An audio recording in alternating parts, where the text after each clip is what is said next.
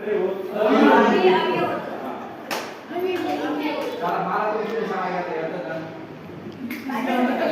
विसरून जायचो मी विसरून जायचो नाही का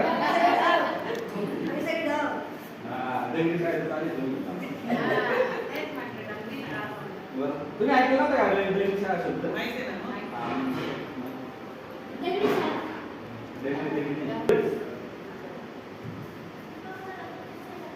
ब्रह्मदेवाला सरस्वतीला बघितलं कोणी ब्रह्मदेवानी सरस्वतीला बघितलं म्हणजे मोहित होऊन त्यांचं वीर्यसंकलन झालं ते आकाश मार्गाने कुठं पडतं जमिनीवर पडतं त्यावेळेस तिथे एक सर्पिणी असते कोणाचं तिचं नाव काय आपण ऐकलं काय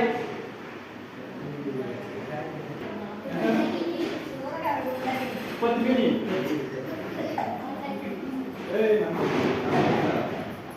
पद्मिनी है ना पद्मिनी सर्पिणी असतात तिच्या पुढे पडतं ते पुढे आणि ती काय करते भक्ष्य समजून ते खाऊन घेते गिळून घेते गिळल्यावर त्याच वेळेस आणि तिने गिळल्यावर त्याच्यामध्ये अविहोत्र नारायण प्रवेश करतात कोण हे ठरलेलं असतं अविहोत्र नारायण प्रवेश करतात आणि प्रवेश केल्यावर किती दिवसांनी काय कधी जन्म घेणार ते सर्व ठरलेलं असतं कारण तो बरोबरच्या पोटामध्ये म्हणजे अंड्याच्या स्वरूपात आहे ना हे वाढू लागतो त्यानंतर काय होतं जसं जसे दिवस जाऊ लागतात तर जन्मलेला राजा असतो कोणता हा तर तो राजा सर्पयज्ञ आरंभतो म्हणजे सर्पयज्ञ करायचा असतं त्याला म्हणजे आपण कोणता यज्ञ करतो आपण केला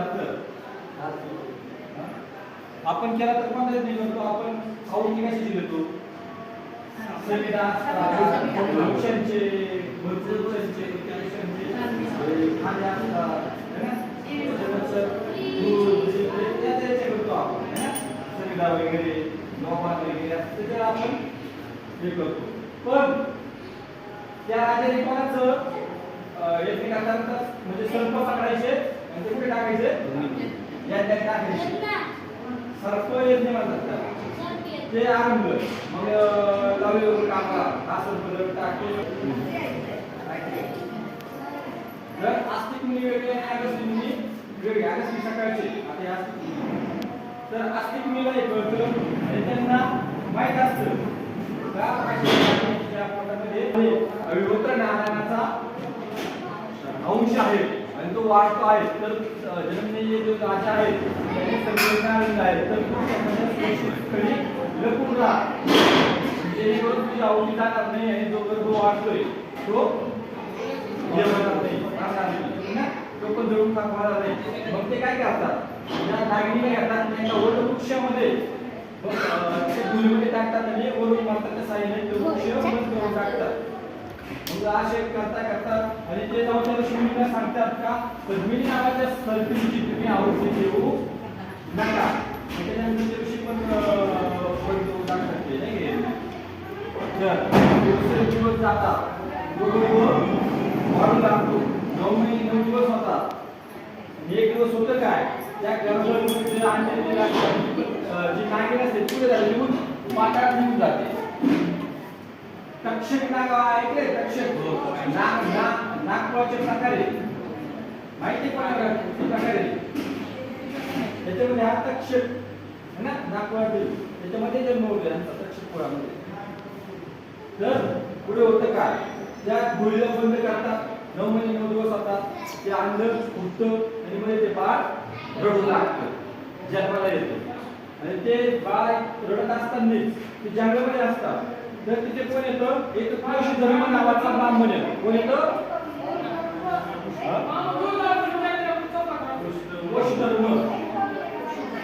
वश धर्म नावाचा ब्राह्मण येतो आणि तो ब्राह्मण काय करतो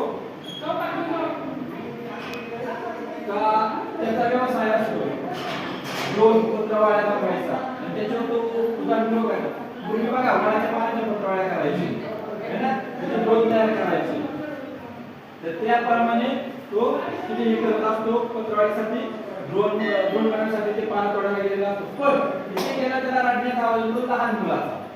कोणत्या मुलाचा? लहान मुलाचा रडायचा आवाज येतो. तो इकडे बघ तिकडे बघ काही कळत नाही. परत इकडे बघ तिकडे बघ काहीच कळत नाही. पूर्ण आवाज येतो. म्हणतो तो नाक सोडून देतो. आता काही सापडत नाही. कारण ते कशामध्ये असतं? डोळ्यामध्ये असतं, म्हणजे पूर्णपणे बंद केलेलं असतं अस्तित्व म्हणून. तर होतं काय पुढे? तर ते काय करतो घेऊन निघून जाऊ लागतो. तेव्हा आकाशवाणीवरती देव प्रगटाला सांगतात, हे कोश धर्मा, तू खूप पुण्यवान माणूस आहे, तुझं नशीब खूप जोर आहे. या झाडाच्या डोळीमध्ये विहोत्र नारायणाचा अंश आहे आणि त्या मुलाने जन्म घेतला आहे. तो योगी होणार आहे, नाथ योगी होणार आहे. तुझ्या घराचा कुलाचा तो उद्धार करेल. तू त्याला घरी घेऊन जा, त्याचं पालन पोषण कर. कोश धर्म का होतो? आकाशवाणी झाली. पण देव असल्यामुळे त्याला काय वाटत नाही. मग काय करतात ते बांध घेतात आणि त्या झाडावर बांधलेल्या झाडाचे दोन भागा होतात आणि बाहेर येतो. कोश धर्म तुझ्याला घरी घेऊन जा आणि पालन पोषण कर योग्य तऱ्हेने. मग कोश धर्म काय करतो? त्याला बाळाला घेतो घरी जातो. त्यांना पण पुत्र नसतं, प्राप्ती नसते, पण ते पण खुश होतात का? त्यांना ते त्यांना भेटतं. सर्व गुण संपन्न करतो आपण ज्याला ते काय करतात? त्या बाळाला पालन पोषण करायला लागतात. हळूहळू ते बाळ मोठं व्हायला लागतं. मोठं होता होता तर इंग्रजांनी जेवढे असतात ते मुला जेवढे 10-12 जणांचं आपण गरीब असतो ना, गरीब कसे काय खबर ना आपली त्याप्रमाणे ते मित्र कंपनी होतात एकमेकाचे आणि मग खेळण्यासाठी बाहेर जातात. तर खेळत असताना होतं काय? त्या ठिकाणी आता बघा आपण कसं आहे ना, का समजा आपण बसलोय आणि आपण पत्रवाळी वाळतोय नाही का, खोटं लाडी वाळत खेळ खेळत असतात. खोटं सगळे बसतात जेवायला, भात पत्रवाळी वाळतात, खोटं जातात. तुम्ही बसताय काही वरण भात गुलाबजाम देऊ आणि ते खेळ खेळत असतात खोटं. तर हा खेळ खेळत असताना त्याच वेळेस दत्तप्रभूंची स्वारी करण्यात आलेली असते. तर दत्तप्रभूंची स्वारी ज्यावेळेस करण्यात आलेली असतात ते झाडावर बघतात. त्यांना त्या खेळाची मजा वाटते. काय वाटतं? हा, त्यांना मजा वाटते. मग ते त्यांना पण असं वाटतं आपण पण खेळतो यांच्यासोबत. मग ते काय करतात? छोट्या मुलांसोबत घेतात बालक असं आणि तिथे जातात त्यांच्याजवळ. ते म्हणतात, बाबा रे तुम्ही जेवण करून राहिले का? हो, म्हणजे मला पण खूप भूक लागली आहे, दुकान झाली आहे, मला जेवायला भेटेल का तुमच्याकडे? असं कोण म्हणतं? बालकाच्या रूपात ते दत्तप्रभू काय म्हणतात या मुलांना. पण बाकीचे मुलं काय म्हणतात? तू कुठला आहे? आता आपल्यामध्ये जर कोणी आलं नवीन कोणी आपला ग्रुप आहे, आपल्याला कोणी तू कुठला बाबा काय संबंध तुझा तुझ्या मार्गाने आम्ही तुला घेऊ शकत नाही आमच्यामध्ये, बरोबर आहे का? आता काय बसायला जागा तुला घेऊ शकत नाही मी तुझा. असं ते मित्र कंपनी करतात कोणाचे? नागनाथ बाबा. मग होतं काय का असं मला खूप लागली, मला खायला भेटते. मग नागनाथ बाबा काय म्हणतात? मित्रांना समजतात, बाबा रे बाबा आपण त्यांना जेवू पाहिजे का? तर आपल्याकडे जो कोणी जेवणासाठी येतो तो आपला कोण असतो? पाहुणा असतो आणि अतिथी असतो. त्याला जेवण खाऊ घालू आपण. ठीक आहे, चालतंय. मग काय करतात? सर्व दत्तप्रभूंना ते खोटं पाणी येतात, बसवतात. बसा बाबा म्हणतात, बस त्याच्यावर. तिथे बसतात पाणी घालून. मग नागनाथ बाबा काय करतात? त्यांना आंघोळ घालतात. आंघोळ घातल्यावर त्यांचं आधी पूजन करतात. जसं आपण नाही का एखादं आपले गुरु वगैरे त्यांचं पूजन करतो त्याप्रमाणे ते पूजन करतात. साधू संतांचं पूजन त्याप्रमाणे करतात. त्यानंतर मग त्यांच्या पुढे ताट ठेवतात. खोटं ताट त्यांच्या पुढे ठेवलं सांगतात, तुमच्या पुढे ठेवलं काय जेवण बघा, वरण आहे, भात आहे, सगळं आहे ना, सगळं पाचपापांचं जेवण वाढतात आणि आता तुम्ही जेवण करा. दत्तप्रभू मस्त वेगळी जेवण करू लागतात. खोटं मग माझ्या वेळेला खूप छान स्वयंपाक झाला आणि खूप छान जेवण आहे दत्तप्रभू म्हणतात. आणि मग पूर्ण गोड भरण्यासारखं करून ढेकर द्यायला दत्तप्रभू वा वा वा, आज माझं मन तृप्त झालं, म्हणजे मला जे जेवण भेटलं तुमच्याकडनं खूप छान वाटलं नाही का. पण दत्तप्रभू हात वगैरे धुतात आणि जायला लागतात. पण त्यांना एक त्यांच्या मनामध्ये शंका पाळवते, ह्या मुलांनी मला हुसकलो हकलवलं होतं, पण हा कोण आहे का जो मला जेवायला घातलं, माझी एका सांग पूजा केली, सेवा केली आणि मला त्यांना समजून सांगितलं का अरे आपला आज याला जेव घातलं पाहिजे आपण, हा कोण आहे. मग ते आपल्या अंतर ज्ञानामध्ये जातात आणि अंतर्ज्ञानामध्ये बघतात का हा व्यक्ती कोण आहे, हा व्यक्ती कोण आहे, हे बालक कोण आहे. तर त्याकडे जाणवतं का हे अविहोत्र नारायणाचा अंश आहे. अंश म्हणण्यापेक्षा अविहोत्र नारायण जन्म झाला आहे आणि हा नागनाथ म्हणून नाथांचा हे म्हणजे नाथ होऊन वावरणार आहे, सत्कार्य करणार आहे. मग ते काय करतात, दत्तप्रभू त्यांना सांगतात, कोणाला, बाबा रे बाजूला घेतात इकडे. मग त्याच्या कानावर सांगतात की मी तुला एक सिद्धी देते, ऐका ते प्रश्न विचारलं का, मी तुला एक सिद्धी देते. त्या सिद्धीचं नाव असतं अन्नपूर्णा. काय अन्नपूर्णा सिद्धी. तर तू जे म्हणशील ते अन्न त्यामध्ये उत्पन्न होईल. काय होईल, जे अन्न तू म्हटला गुलाबजाम गुलाबजाम, तू म्हटला वरण सुंदी आणि तू मुलांना कोणाला पण जेवायला शकतो. पण अट एक आहे का हे सिद्धीचं जे अन्न आहे ते तू खायचं नाही, कारण की ते अन्न सिद्धीचं असतं, सिद्ध केलेलं असतं. ते अन्न आपण खायचं नाही. पुढे होतं काय, म्हणजे ठीक आहे चालतंय.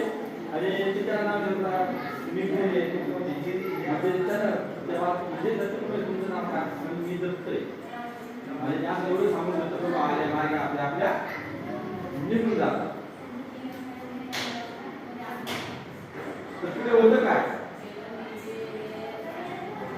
दत्तप्रभू निघून गेल्यावर मग यांचा रक्त झाला कसा होता, पोरांचा यांचा डोळ्यात बसायचं. काय लागतं, लोणचं लोणचं आलं भात आला, जे नाही ते आपण आज खाल्लं ते खायला लागले पोरं.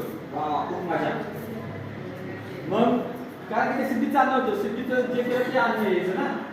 अशा प्रकारे हा महिना झाला, पोरं घरी जेवणाचे झाले, घरी विचारतो त्यांच्या आई वडील झालं काय, जेवायला का बरं यायला. तर मग ते जे एक दिवस त्यांचे पालक नाही मुलांना तुम्ही जेवती का बरं नाही दुपारचे. मग ते म्हणतात बाबा आमचा नागात आहे ना आपला, तो आम्हाला रोज पंच पाकवून जेव्हा खाऊ घालतो म्हणून. त्यांना काही खरं वाटत नाही, म्हणजे एक दिवस गावात जातात त्याच्या बायकोला सांगतात अरे तुला काही माहिती आहे का वैधर्मा, तुझा मुलगा जो आहे ना त्याच्याकडे काहीतरी ताकद काहीतरी सिद्धी, तो आमच्या मुलांना रोज दुपारी जेव घालतो. मग आता आमच्याकडे बसायचे, लाईट नसायची, रात्र झाली मस्त मुलाला मांडीवर घ्यायचं, मस्त बाहेर म्हणजे बाहेर बसून बसायचं, मस्त पैकी चांगल्या बघायच्या, खूप म्हणजे आनंद वेगळा होता पूर्वीचा. आता या प्रकारे नागनाथाला आणि नागनाथ विचारतात की असं घालून काय नागनाथ मी असं ऐकलंय का तू लोकांना जेव घालतो मुलांना, हा त्यात काय एवढं तुम्हाला काय लागतं सांगा, तुम्हाला पण जेव घालतो. तर मग ते सांगतात ते मला करा मग ते सर्वोत्तर करतात त्यांना पण म्हणजे तुला हे कोणी दिलं, म्हणजे कोण आला होता, दत्त आला होता, त्याने मला त्याला आणि जेव घातलं, त्याने मला असं असं आहे म्हणून सांगितलं त्याप्रमाणे यायला लागलं. मी दत्त पण या बाबा तो दत्त जाऊ शकत नाही का. दत्त हा न कळण्याच्या पलीकडे अवधूत आहे, बरोबर. राहील ठीक आहे. म्हणजे मग जो नागनाथ बाबा 20 वर्षाचे होतात, पण त्यांच्या मनामध्ये काय असतं, हा दत्त कोण आहे, त्यांच्या मनात काय विचार तर मला जी सिद्धी दिली आले पुढे कधी आले आता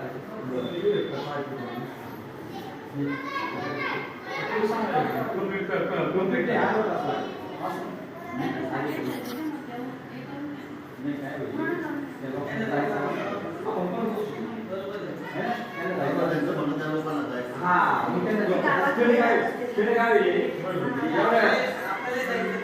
मग आपल्याला पगाराचं पेपर करायचं नाही मी सांगत बघ आता जेवण 5-10 मिनिटं चला ओम नमो देवाय